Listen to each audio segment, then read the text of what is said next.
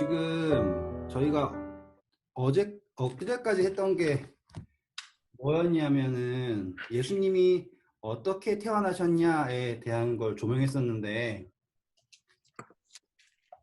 가장 중요한 게 뭐였냐, 그 신이라고 하는 존재가 마리아라고 하는 한 여자아이의 말을 믿고 하늘에 신의 위치를 버리고 태아가 되었다라고 하는 거가 지난주에 조명이었잖아요. 이제 거기서부터 시작을 할게요. 자, 오늘 이제 누가복음 1장입니다. 성경은 다 있으시니까 누가복음 1장이고요. 여전히 우리가 어저께 56절까지 했죠. 그래서 마리아가 석 달까지 해서 딱 요한이 남자아이가 출생하는 것까지 확인을 해야 되는 거죠. 그래서 이제 마리아가 떠납니다. 그리고 나서는 그 마리아를 누가 받아주는 거예요? 요셉이 받아줍니다. 그런데 제가 말씀드렸듯이 예수님이 그러니까 그 수태되는 것에 대해 누구에게 먼저 말했냐, 그게 중요한 거예요. 그건 누구에게 했다? 마리아에게 했다예요. 요셉이 아니에요. 요셉이 마리아를 거절하려고 하니까 가브리엘이 나타나가지고 거절하지 않게 한 거지, 수태되는 것은 이미 마리아에게 주어진 거예요. 그렇다는 건 생각해 보세요. 지금 몇 달이 지난 거예요. 수태되고 나서 3개월 동안 마리아는 이 수많은 인구, 그렇죠? 이 지구의 인구 중에 유일하게 혼자서 예수님이라는 그 생명의 씨앗을 가지고 있던 거예요. 여자의 하나가. 그러면 그 여자의 하나는 지나가던 개도 물어 죽일 수 있을 정도로 약한 여자예요. 그렇죠? 그러니까는 정말로 약한 가운데에 예수님이 스스로를 맡긴 거예요. 정말 약한, 그 어떤 배경이 없는 상황에서. 하지만 그 어떤 그 인간적인 배경이 없는 상황에서도 예수님은 누구를 신뢰한 거예요? 마리아를 신뢰한 거예요. 자, 그러면 마리아를 그 여자의 한 명을 신뢰하실 분은 예수님이면 우리 원희 집사님이랑 이니 집사님이랑 다 신뢰하실 수 있겠죠? 이해되시겠어요? 연약하다는 면을 따져서요. 가능성에 따져서도요, 우리가 낫다니까요. 마리아보다는. 아시죠? 막 순결하다, 뭐 이런 거 개념 빼고요. 그냥 가능성이라고 하는 입장에서는요, 우리도 예수님이 신뢰하실 수 있다라는 걸 볼 수 있는 게 이 마리아의 이야기예요. 왜? 정말로 가장 약한 곳에 임하셨다는 거예요. 인간이 처할 수 있는 가장 약한 곳에. 이해되시겠죠? 그리고 이제 사단 입장에서는 예수님이 뭐처럼 보이겠어요, 이제? 밥으로 보이겠죠? 그럼 그때부터 이제 공격을 해야 될 거 아니에요. 제일 먼저 공격할 수 있는 방법이 뭐였다는 거예요? 이 애가 창녀짓 해가지고 임신했다라고 하는 게 제일 먼저 할 거 아닙니까? 근데 그거를 가브리엘이 가가지고 요셉을 설득시켜서 딱 품어가지고 막은 거죠. 근데 막았다고 해서 이야기가 안 생기는 게 아니에요. 맞죠? 그래가지고 요셉이 마리아랑 결혼도 안 한 거잖아요. 그냥 계속 약혼한 상태에서 진행이 되는 거예요. 왜? 소문은 날 대로 난 거예요. 복잡하게 났겠죠. 저 여자가 뭐 얌전한 고양이 부뚜막에 먼저 올라간다는 식으로 소문이 나서 힘들어졌을 수도 있는 거예요. 그게 몇 개월이냐? 7개월의 이야기예요. 근데 그거는 기록이 안 나와 있어요. 기록이 안 나와 있고, 마리아는 나사렛에 있었죠? 요셉도 나사렛에 있었죠? 그 동네가 작은 동네잖아요. 큰 동네가 아니에요. 그러면 거기의 사람들끼리 천박한 사람들이 모인 곳이잖아요. 그럼 거기서 얼마나 힘들었겠어요. 그리고 마리아 입장에서는 요셉이 아버지 뻘이잖아요. 그리고 요셉의 전처에서 나온 자녀들이 자기랑 거의 연배예요. 이해되시죠? 왜냐하면 마리아는 생리 터지고 나서 20살 되기 전 나이이기 때문에 야고보나 다른 예수님의 형제들과 비슷한 나이라고요. 그렇기 때문에 마리아는 남편의 사랑도 애매하게 받고요. 그렇죠? 보세요. 성경에 마태복음에 뭐라고 기록되어 있어요? 요셉이 마리아와 잠을 안 자죠. 맞죠? 아기를 낳을 때까지 어떻게 했다 그래요? 잠을 안 자요. 같이. 동침하지 않았어요. 그러면 이제 부인이 돼가지고 왔는데 남편이랑 잠을 안 자요. 그러면 여자는 뭐가 되는 거예요? 근데 그거는 요셉이 그 가브리엘 말씀 때문에 그런 거 아니에요, 없죠? 맞죠, 맞죠. 네. 근데 제가 말한 거는 다른 사람의 시선을 하는 거예요. 그러면은 그렇지 버림받았구나 뭐 이렇게 할 수 있죠. 그렇죠. 이해되시겠죠? 지금 마리아의 입장을 저는 좀 묵상 확장시키는 거예요. 마리아가 임신하고 왔다라는 것만으로도 죽을 여자예요. 그런데 그 여자가 돌을 맞는 건요. 이게 고소할 수 있는 고소권 있는 사람이 고소를 해야죠. 그게 누구냐면 요셉이에요. 요셉이 말만 하면 마리아는 돌 맞아 죽어야 돼요. 맞죠? 그래서 레위기서에 나온 대로 뭐 넣어가지고는 거기에 피가 묻어 나오는지 안 나오는지 다 확인하고 해야 된단 말이에요. 정조를 지켰나 안 지켰나. 근데 요셉은 그걸 확인하려고 하지 않아요. 그러니까 고소하지 않았기 때문에 마리아가 안 죽은 거지. 그리고 마리아는 결혼도 안 하고 같이 사는 거예요. 근데 뭐예요? 동침도 안 하고 그냥 산다고요. 그리고 그 당시에 부잣집이 아니죠. 그럼 어떻게 살았겠어요? 내나 그 시골에 있는 집처럼 그 조그만 하나 움집 같은 데에다가 다닥다닥 산단 말이에요.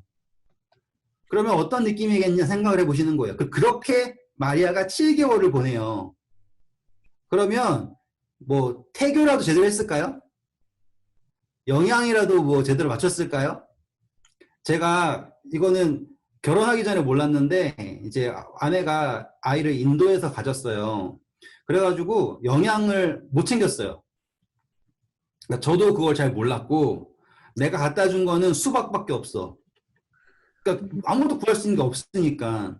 그래가지고 아내가 이제 영양이 딸려가지고 임신 합병증이 다 걸렸어요. 그래가지고 뭐 여기 홍 나고 전치태번 걸려가지고 용이 났다가 죽을 뻔도 했어요. 근데 제가 그걸 이제 몰라서 바보 같은 무능한 남편이었기 때문에 그렇게 지나갔다고 해서 제가 너무 미안해요.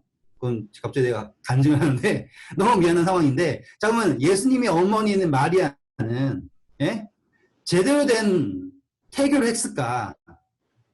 아니면 제대로 된 영향을 했을까? 그런 거 생각해 보잖아요. 그러면 예수님은 정말 그런 게 아무것도 없는 상황인 거예요.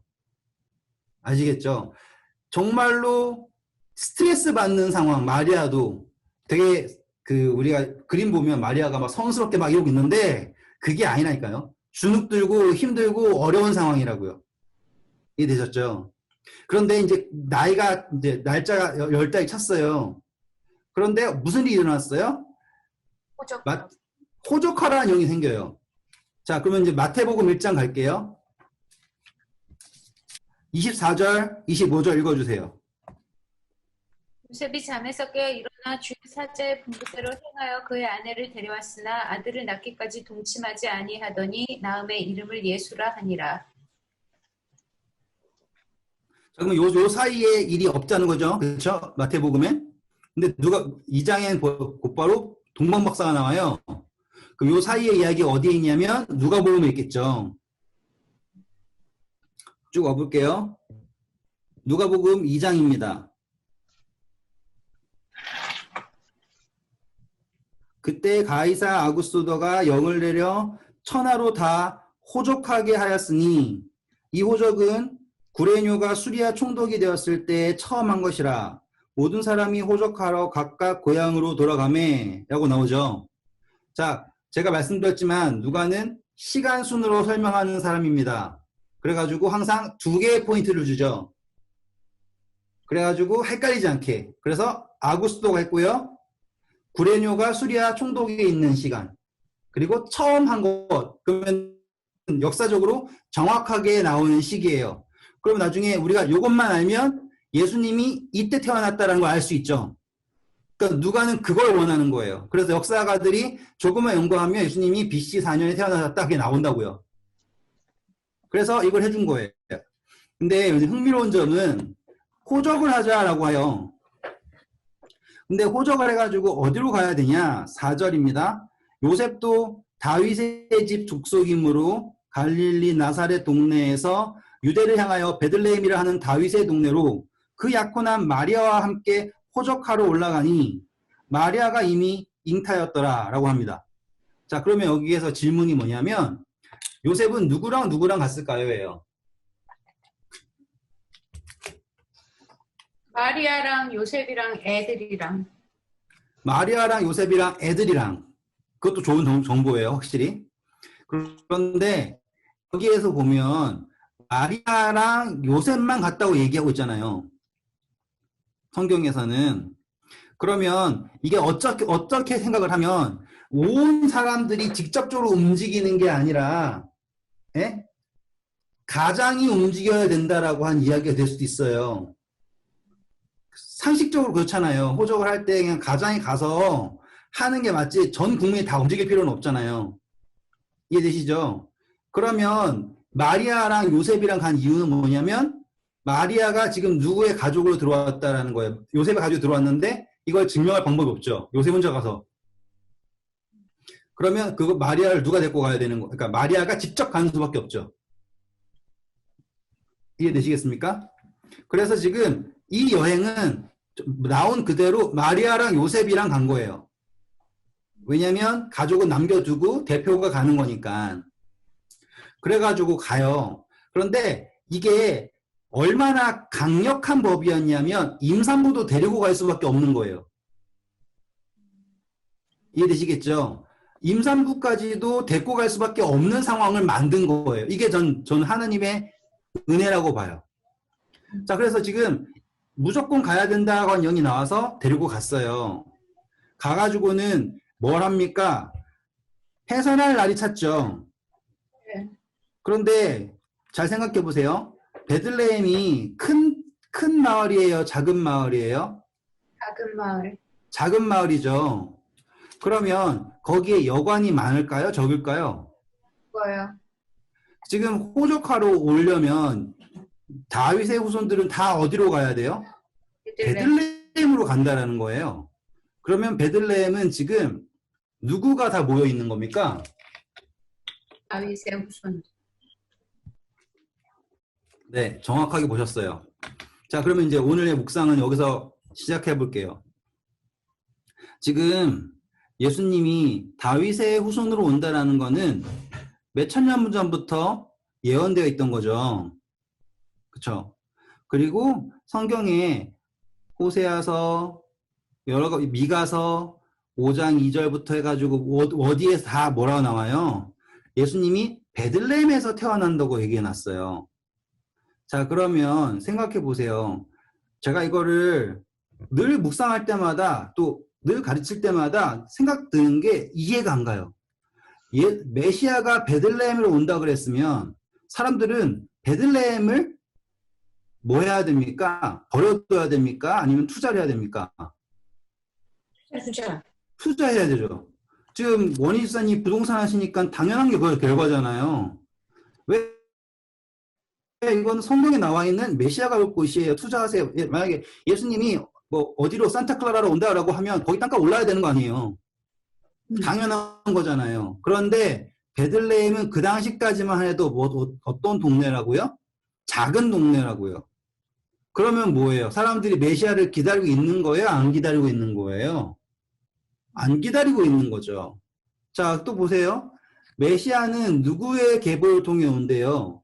다윗의 계보를 통해 온대요. 유다 중에서도 다윗의 계보로 온대요. 그러면 다윗의 계보에 있는 사람들은 어디에서 지내야 돼요? 베들레헴에서 지내야죠. 왜? 메시아가 자기를 통해서 올 줄 모르잖아요. 그런데 정작 사람들은 베들레헴에서 지내요? 안 지내요? 안 지내요. 자, 그리고 보면 이 공부하다 보면 이 사람 어느 날 동방박사가 와가지고는 묻잖아요. 마태복음 2장에. 그래가지고 헤롯이 제사장들이랑 서기관들한테 언제 오냐고 예수님 메시아 언제 오냐니까는 정확하게 베들레헴에서 난다라고 얘기하죠. 왜? 걔네들은 뭘 알아요?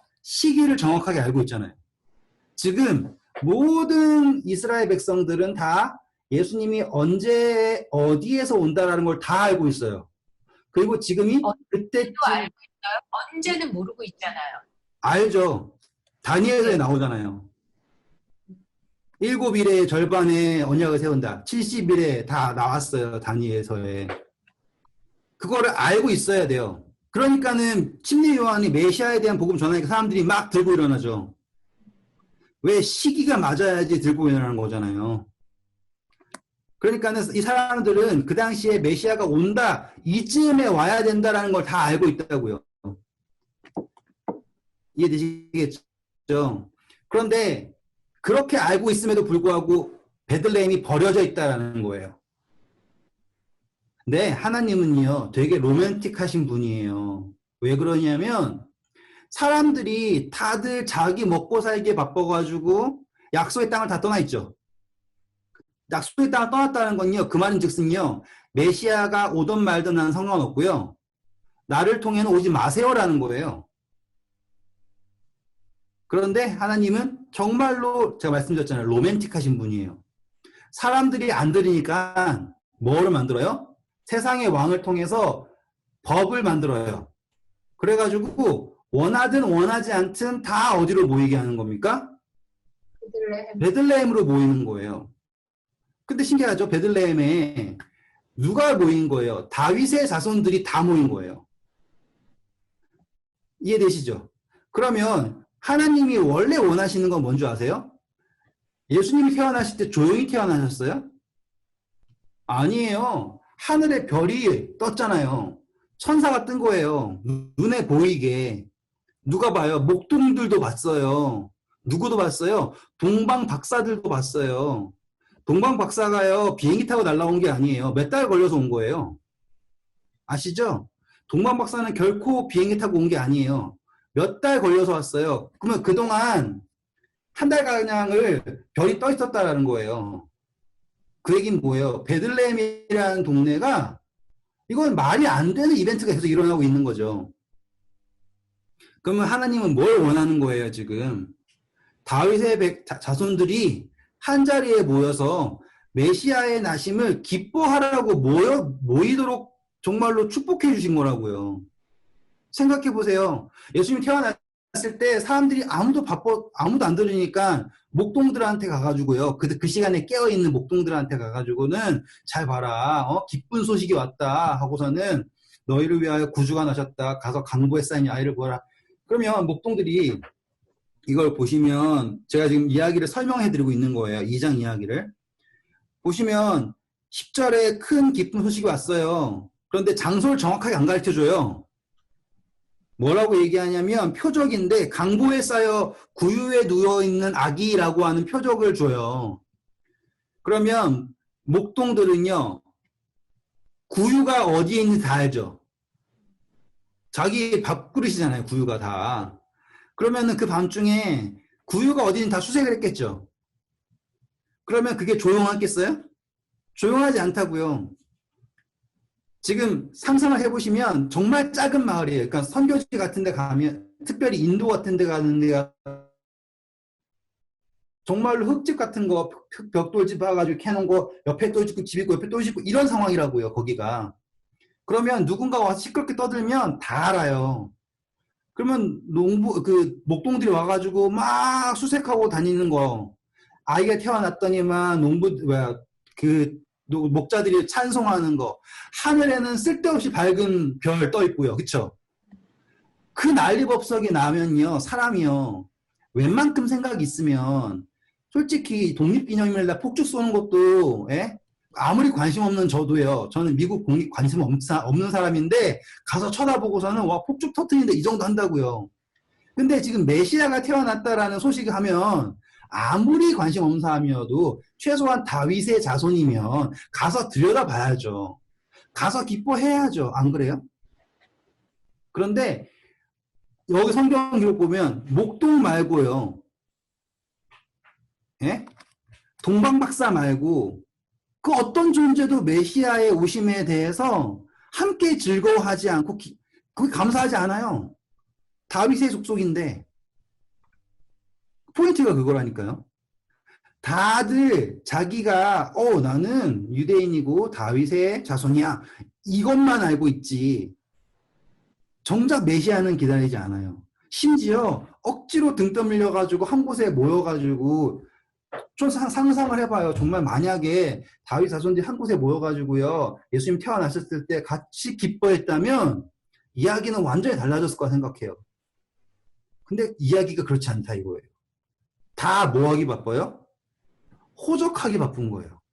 자, 생각해보세요. 이게 처음 있는 호적령이죠. 그러면 관리들도 어떻게 해야 될지 모르죠.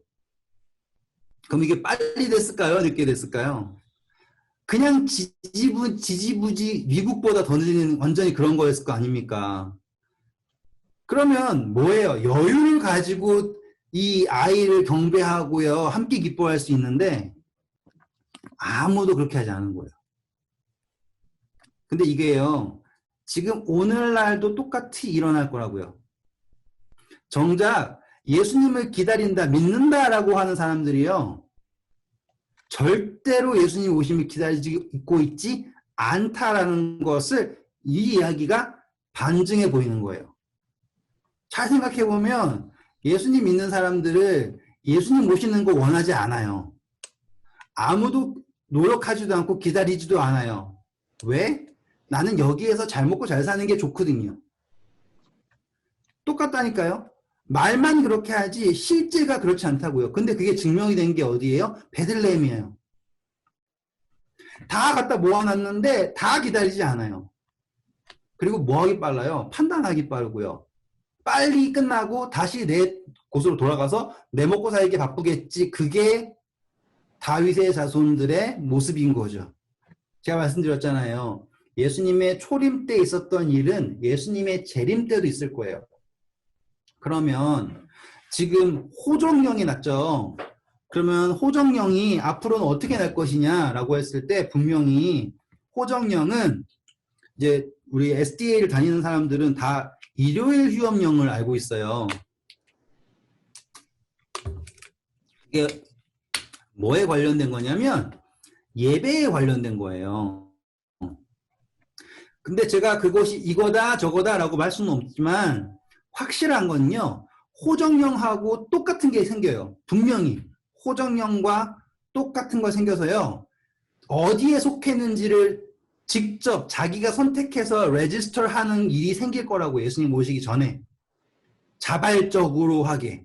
근데 흥미로운 건 마태복음 25장에 양과 염소의 비유가 있죠. 양 그리고 염소의 비유가 있어요. 그러면 잘 생각해 보세요. 그 왕이 목자가 너는 양, 넌 염소 이렇게 세웠나요? 아니면 그냥 정말로 서졌나요? 이거예요 지금. 의인하고 악인이요 스스로 드러나는 거예요. 그런데 잘 생각하세요. 의인과 악인은 의미가 없어요. 예수님이 의인을 구하러 오셨나요? 악인을 구하러 오셨나요? 예수님이 그러죠. 병든 자에게는 의원이 쓸데없으되, 그쵸? 인자는 악인을, 그쵸? 회개시키게 하려 왔다. 구원하러 왔다. 이거 하셨잖아요. 그러니까 의인과 악인의 구분은 의미가 없는 거예요, 더 이상. 왜? 예수님은 악인을 뭐 하실 거니까? 회개시킬 거니까. 근데 우리는 아직도 뭐만 빠진 거예요? 나는 의인 돼야 돼. 쟤는 악인이지? 여기 빠져 있다고요. 왜? 정말 의미 없는 짓을 하고 있는 거예요. 의인과 악인은 의미가 없어요. 왜? 우리 다 악인이잖아요. 세상에 의인이 없을 때 하나도 없다. 다 같이 흐트러져서 죄의 길로 달려간다가 성경의 표현이잖아요. 그러니까 의인과 악인이 갈라선 게 아니에요. 먼저 아세요? 예수님이 필요한 사람, 예수님이 필요 없는 사람이 갈라서는 거라고요. 그게 호정령이에요. 지금 사람 모였잖아요. 예수님을 만나라고 모였는데 그들이 스스로를 증명하죠. 우리는 메시아가 필요 없다. 메시아가 그들 통해서 나신다라는 축복을 다 가지고 있었으면서도 약속을 다 쥐고 있으면서도 그들 스스로가 그들이 어떠한 존재인지를 증명하는 거예요. 그게 재림의 때에 양의 무리와 염소의 무리가 증명이 되는 거예요. 예수님이 넌 양이고 넌 염소 이렇게 해주는 게 아니라고요. 스스로가 증명되는 거예요. 근데 그 사건이 예수님 재림 직전에 일어날 거예요. 일어나고 있어요. 이해되시겠죠? 이거는요, 나의 죽음 전에 내 스스로가 증명하는 거예요. 그쵸? 첫 번째. 나의 죽음 전에 내 스스로가 나는 예수님을 믿는 척 하는 사람인지, 왜? 사람들 평판이 좋으니까, 저 집사님 좋네, 저 사람님 좋네, 저 사람 선교사에 대단해. 이 평판이 좋아서 하는 거지. 예수님의 재림을 기다리거나 예수님 필요한 사람이 아닐 수 있다고요. 이해되시죠? 이건 나의 죽음 전에 내 스스로가 증명할 거예요. 그냥 삶을 보면 이 사람이 뭐라고 아무리 발린 얘기를 해도 그 삶이 얘기해줘요. 이건 거짓말이야. 삶은 거짓말할 수 없죠. 이거예요. 하나야. 두 번째, 이 영이 나는 것처럼 예수님 재림 직전에 이것을 증명할 수 있는 영이 생겨요. 저는 그걸 믿어요. 이게 비록 뭐 안식일날 예배드릴래, 일요일날 예배드릴래 이런 거 맞다 아니다 상관없어요. 확실한 거는 예수님이 필요한지 예수님이 필요 없고 내가 주가 되는지가 증명되는 이벤트가 생길 거라는 거죠. 그리고 거기에서 보란 듯이 많은 그리스도인들이 여길 택할 거예요. 왜? 자, 지금 코로나 바이러스 일어나니까 사람들이 다 뭐 해요? 합리화를 우선시하죠. 내가 교회 안 나가고 내가 지금 뭐 안 하고 뭐 안 하는 거는 다 공공의 이익 때문이야 라고 얘기하잖아요. 근데 그 공공의 이익 속에 가장 중심에 있는 코어는 누구예요? 나의 이익이죠. 그렇죠? 똑같은 거라니까요. 그게 일어날 때 딱 증명이 되는 거예요. 우리는 생각해 보세요. 그 어떤 사람도요. 잘못된 선택을 하지 않아요. 아시겠죠? 왜? 판단을 누가 하니까? 내가 하니까. 그래서 나는 항상 옳은 선택을 하는 거예요. 내 기준에서. 도둑질하는 사람들도요. 자기 기준에서 옳은 선택을 하는 거예요. 아시겠죠? 왜? 내가 중심이니까. 그런데 하나님이 필요한 사람, 예수님이 필요한 사람은 그런 선택을 하지 않는 거죠. 그렇죠? 그럼 그게 증명이 된다. 오늘 이야기가 제가 막 연락이 얘기하고 있지만 핵심은 뻔한 거예요. 이미 다 알고 계시는 거고 내가 지금 삶 속에 하고 계시는 거예요. 지금 예수님이 태어나실 때 베들레헴에 모여있는 수많은 다윗의 자손들 그들 스스로가 자신들이 자격이 없음을 증명하고 있다. 끝. 그러면 하늘에 이제 그 천사들이 이미 다 보고 있잖아요. 우주 하늘에 있는 영적 존재들이 그걸 다 보고 있을 거 아니에요. 근데 그 존재들은 정말로 참을 수 없는 기쁨에서 나온 거예요. 왜?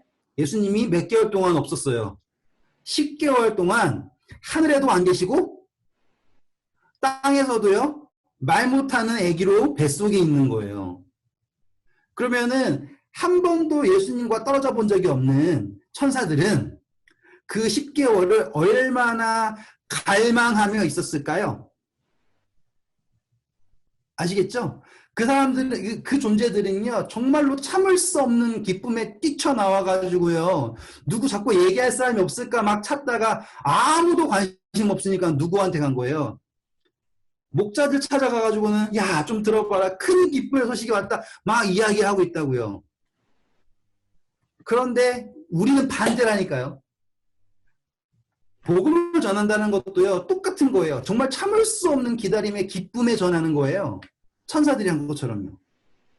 그게 복음을 전하는 기쁨인데, 우리는 뭐처럼 전하냐면, 제사장이랑 서기관들처럼요, 성경 보니까요, 내가 봤을 때는 언제 오실 거야? 몰랐지?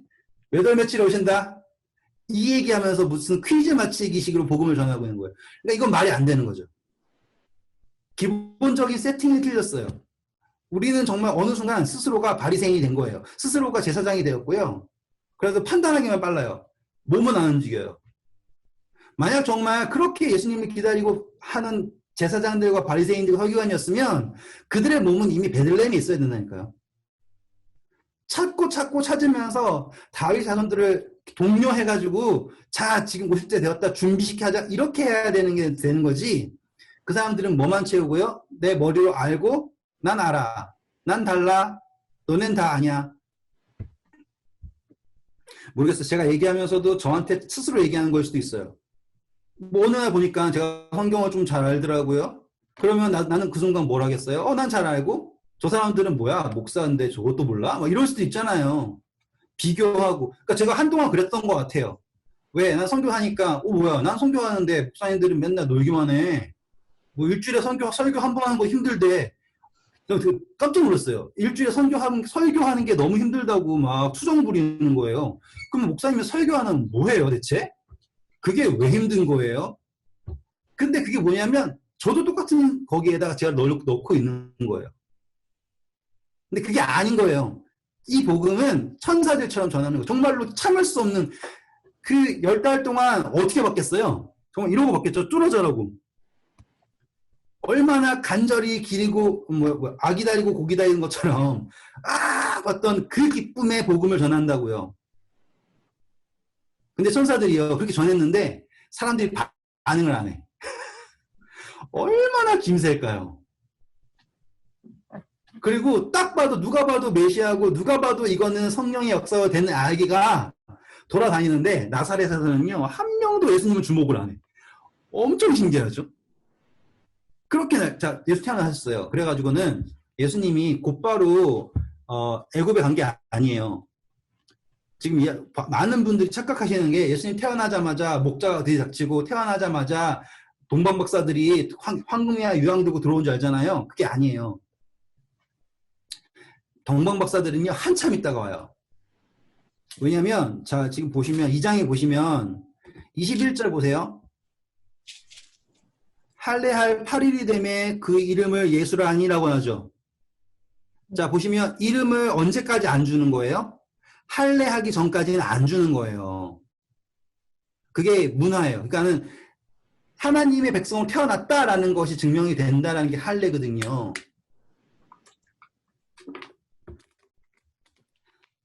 우리는 할례 공부했었으니까 할례가 뭐냐면 부모가 해주는 겁니다. 그러니까 같은 거 부모가 한다라는 건 뭐냐면 제사와 같은 거예요. 아이를 하나님께 바치는 거예요. 아시겠죠? 바치고 나서야 이름을 준다라는 게 의미예요. 절대로 자기가 스스로 할례하지 않고요. 부모가 아무것도 모르는 애를 8일째 언약을 따라서 그 성기죠. 씨가 있는 포피를 잘라서 하나님의 것으로 드러내서 바치는 거예요. 바쳐서 이름을 받아요. 정말 성서적이죠. 그런 다음에 22절 보시면 모세의 법대로 나오죠. 네? 모세의 법대로가 뭐냐면 여자가 아이를 낳으면요. 며칠 동안은 부정해요. 그래서 레위기서 12장 보시면 며칠 동안 부정한지가 나와요. 레위기서 12장 2절부터 6절 보시면 시간 얼마나 됐지? 41분? 되겠다. 읽어보세요. 이스라엘 자손에게 이르라. 여인이 임신하여 남자를 낳으면 그는 이래 동안 부정하리니 곧 월경할 때와 같이 부정할 것이며 8째 날에는 그 아이의 표피를 뵐 것이요. 그 여인은 아직도 33일을 지내야 사녀리 깨끗하리니 정결하게 되는 기한이 차기 전에는 성물을 만지지도 말며 성소에 들어가지도 말 것이며 여자를 낳으면 감사합니다. 자, 거기까지만 할게요. 네. 나중에 또 공부하면 더 자세히 나오겠지만 정확하게 며칠이요? 40일 동안 부정한 거예요. 그러니까 40일 동안 부정한 거예요. 성경에서 40일은 뭐예요? 고난의 기간이죠? 40주 40일부터 해가지고 다. 지금 이 여자가 40일 동안 부정해요. 그런데 마태복음에 그냥 곧바로 동방박사가 오는 것 같잖아요. 근데 그게 아닌 거죠. 아시겠죠? 동방박사는 그 후에 오는 거예요. 그 40일이 지난 다음에 예수님이 정결 예식을 하기 위해서 예루살렘에 다시 가요. 예루살렘에 가서 거기서 누굴 만납니까? 시므온이랑 안나를 만나죠? 네. 자, 근데 제가 지금 한 절 한 절 안 하는 이유가 있어요. 한 절 한 절 하면 되게 재밌거든요. 근데 한 절 한 절 하다 보면 이게 제가 다른 팀워크 했잖아요. 이거를 한 절 한 절 하니까 이게 막 스펙타클하게 막 쭉 나가면 좋은데 이렇게 갔다 끝나고 이렇게 갔다 끝나서 그게 좀 떨어지더라고요. 그래서 제가 이거를 읽으셔야 된다라는 걸 전제로 쭉쭉 나가는 중이에요. 지금 딱 가니까 누가 있어요? 시므온이라는 사람 있죠? 근데 시므온은 뭐라 그래요? 25절 보면 누가 있는 사람이에요? 성령이 위에 있죠. 네. 강조점이죠. 그런데 이 시므온이 뭘 합니까? 축복을 하죠. 그리고서는 막 감사 찬송을 하니까 또 다른 증인이 와요. 그게 누구예요? 안나예요. 이 여자는 나이가 많아요. 그쵸? 맨날 성소에서만 있었어요. 그쵸? 사람들이 뭐라고 불러요? 이 여자를 선지자라고 불러요. 그게 36절이에요. 그런데 지금 성령 위에 있는 사람, 선지자라고 부르는 이 두 사람이 다짜고짜 와가지고 누구를 축복해요? 예수님을 뭐라고 하면서요? 메시아라고 하면서 막 기뻐해요. 그러면 예루살렘에는 뭐가 일어나야 돼요? 소동이 일어나야 돼요. 그쵸? 근데 예루살렘이 잠잠합니다. 아무도 이 두 사람의 증언에 반응을 안 해요. 신기하죠? 지금 누가복음이 얘기하는 게 그거예요. 베들레헴에서요. 그 난리가 났는데 잠잠합니다. 2장 후반부에 예루살렘에서요. 정말로 명망 있는 두 사람이 메시아다. 그렇다 하면서 막 난리를 쳤는데 잠잠합니다. 자 보세요. 약속이 있는 장소 두 군데. 베들레헴, 예루살렘. 어쩜 그래요? 약속이 있고요. 모두 믿는다고 하는 대단한 사람들이 다 모인 곳에 다윗의 후손들이 모인데도 잠잠이고요. 온 이스라엘의 지도자들이 모인 사람들이 있는데도 잠잠하다고요. 왜? 이거는요. 말해봐야 득이 안 돼요. 똑같은 거예요. 왜 우리 교회에 지금 코로나 있기 전까지 재림 설교가 없었잖아요. 요즘에는 재림 선교만 해요. 네. 코로나 있기 전에는 재림 설교가 완전히 막 이렇게 2000년 되기 전에 잠깐 와 올라가다 2000년 지나고서 와 하다가 지금 또 막 우와 막 유행처럼 막 하잖아요. 그러니까 근데 이게 똑같은 거예요, 지금. 이 당시에 메시아라고 하는 그 존재가 득이 안 돼요. 그러니까는 이거를 그냥 무시하는 게 좋은 거예요. 약속의 땅 베들레헴에서 잠잠하고 예루살렘에서 잠잠하고 대체 어떻게 해야 되냐고요. 하나님 입장에서 답답할 거 아니에요. 천사들도 황당할 거예요. 뭐야? 왜 이래? 이렇게까지 했는데도 왜 아무도 반응을 안 해? 그때까지도 예수님은 누구 품에 안겨 있어요, 지금? 그 조그만 여자의 품에 안겨 있는 거예요. 그 10대 소녀 옆에. 그 옆에 있는 나이 많은 할아버지인지 아빠인지 모르는 사람 옆에 앉혀가지고는 얼마나 초라해요. 그리고요, 생각해 보세요. 예수님이 그래도 좀 왕이고 그런데 비둘기 두 마리는 뭐예요? 그거 너무 초라하잖아요. 그건 진짜. 그 요셉도 아유, 그렇잖아요. 얼마나 능력이 없으면 그 비둘기도 산 것도 아닐 거예요. 분명히 그 덧나가지고 잡았을 거예요. 왜냐면 산비둘기, 집비둘기 그런 거 아시죠? 얼마나 구차해요. 그게 모양 자체가. 솔직히 안 하고 싶었을지도 몰라. 이거 정결례식 꼭 해야 되나? 이거 내 얘기도 아닌 것 같고 그럴 수도 몰라요. 이 천사들도 볼 때만 이거 답답하겠죠. 아유, 이게 진짜로 솔로몬이 그러잖아요.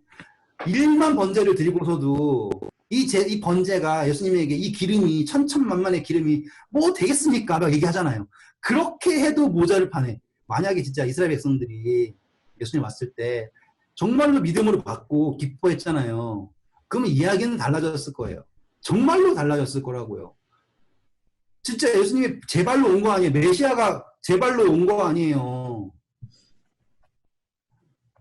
속 터지죠. 그쵸?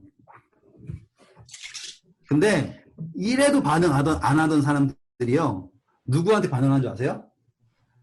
이 많은 거에 반응을 안 해요. 진짜 하나도 반응을 안 해요. 성경 말씀에도 반응을 안 하고요. 선지자들 얘기에도 반응을 안 하고 하늘의 별이 떠도 반응을 안 해요. 아예 안 해요. 근데 누구에게 반응을 해요? 동방박사들한테 반응해요. 뭐예요? 세상의 목소리죠. 그쵸? 우리가 진짜 그래도 다행이잖아요. 동방 박사한테라도 반응하면 세상의 목소리. 다행이죠. 그것도 다행이에요. 그거라도 했으니까 다행이죠. 근데 잘 생각해 보세요.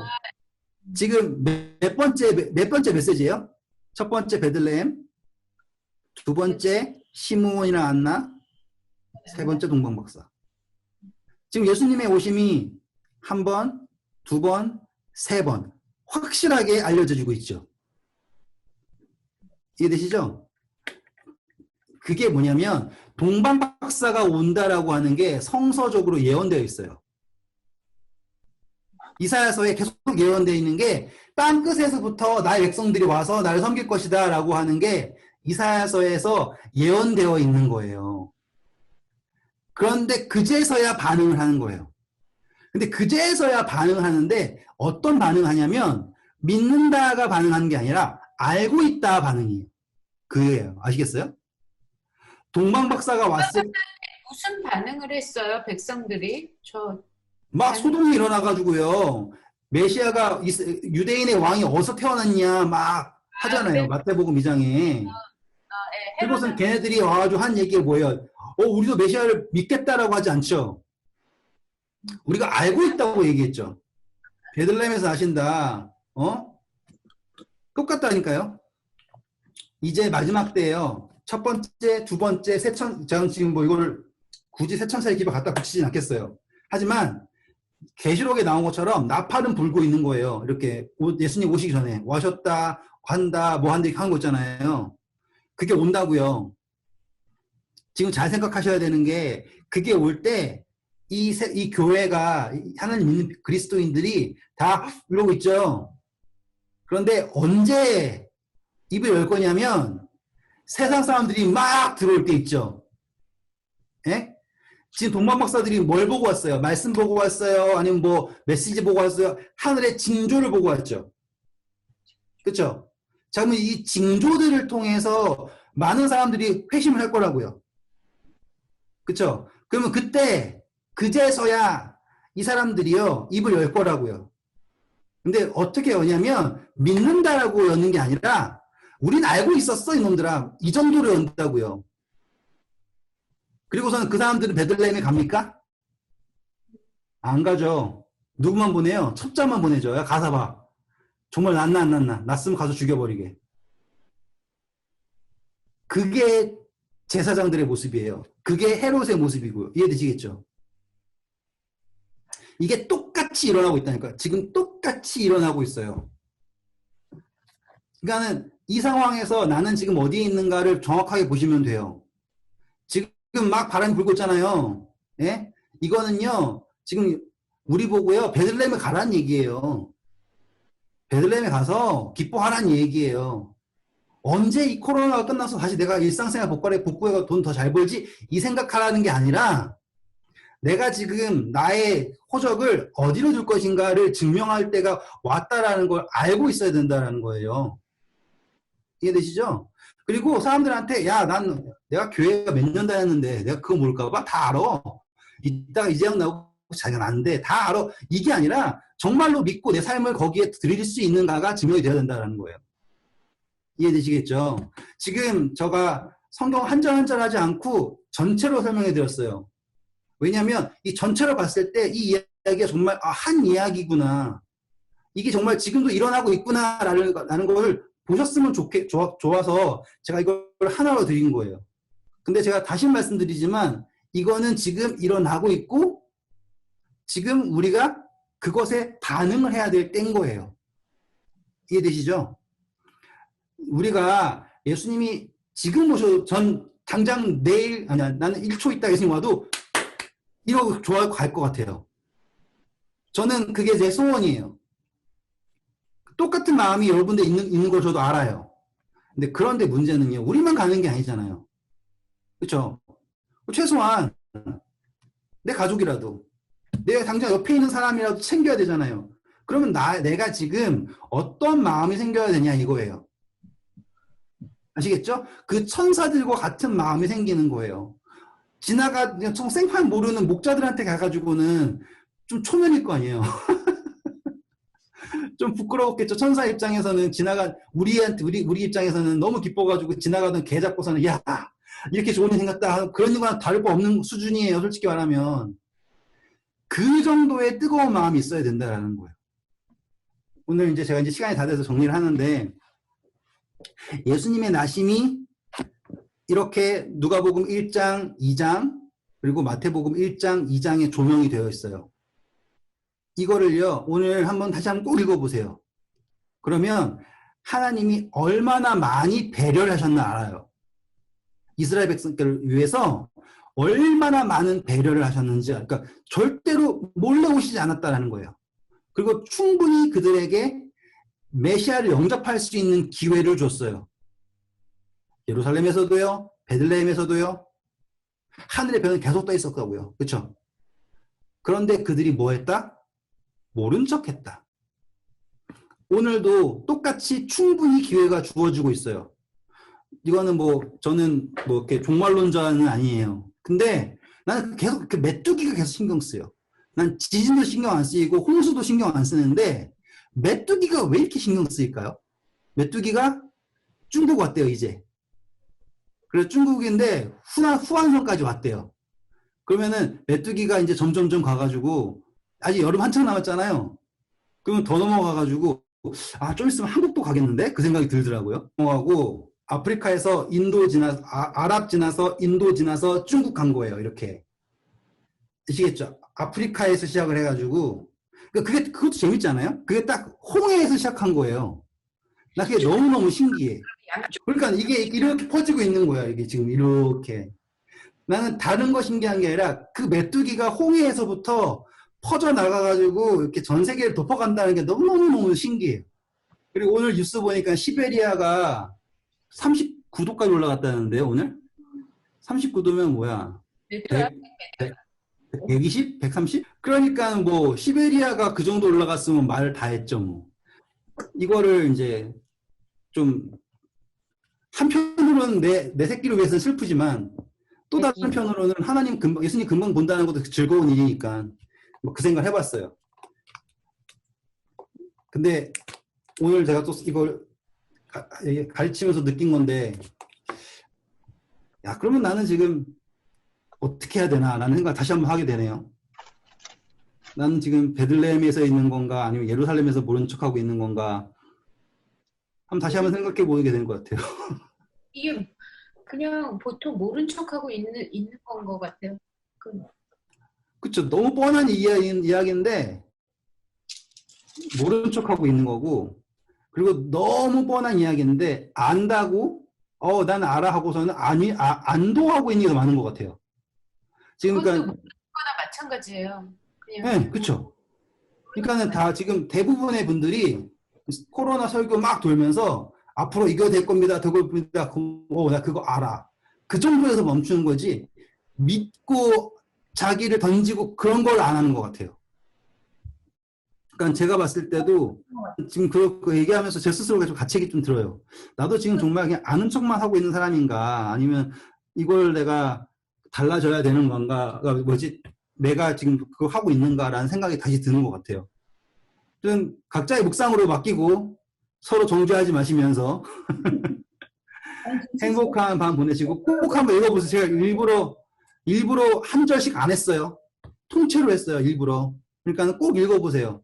정말로 하나님이 수많은 배려들을 유대인들을 위해 하셨어요. 함께 즐기기 위해서. 아마 천사들도 예루살렘의 사람들이 만나가지고 우와 그랬으면 같이 내려와 같이 기뻐했을지도 몰라. 내 생각에는. 근데 아무도 안 해가지고 동방박사들 길이나 인도해 줬겠죠. 참 안타까운 일이에요. 아무튼 함께 즐거워하는 일이 되기 위해서 각자 있는 곳에서 성경 말씀 꼭 읽고 주무세요. 네. 좋은 밤 되시고 우리 월요일날 뵐게요. 감사합니다. 네, 가세요.